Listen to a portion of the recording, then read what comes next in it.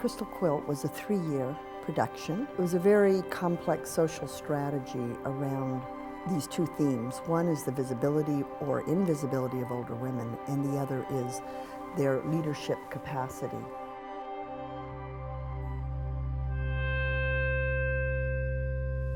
On Mother's Day, in 1987, we took over this very large shopping complex that's at the center of the city. And the ceiling of this building is crystalline glass. So the Crystal Quilt was a reflection. Over 3,000 people came to witness the performance. There were 430 performers. They came from all over the state. These performers came into the quilt, and as they sat down, they unfolded the tablecloths, which were constructed to start black and then reveal the colors of the red and the yellow. As they sat down at the tables, they began to have these sort of sculpted conversations, framed loosely around key questions that have been identified by older women participants. One thing I think is important to mention is that these weren't questions about the past. They were questions about the present time and the future, and that was very important to me, that we didn't see these older women as potential, reservoirs of memory, but as potential activists within the public sphere. Every 15 minutes or so, they would hear a sound go out across the entire space that would signal women to change the positions of their hands. So from above, it looked like stitches on a quilt changing.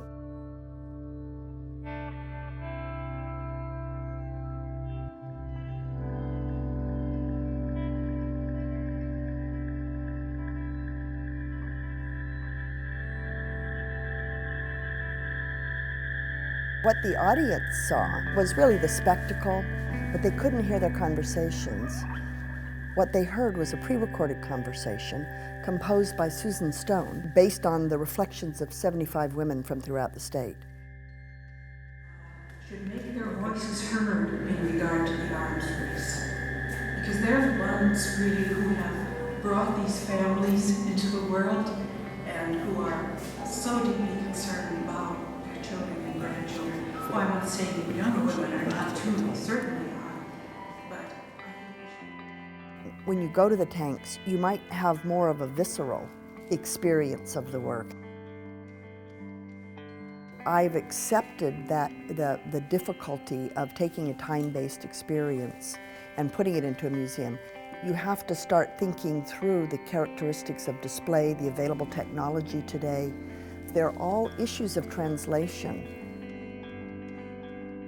I don't think art, or my art, has to be political. I do a lot of things that have nothing to do with politics.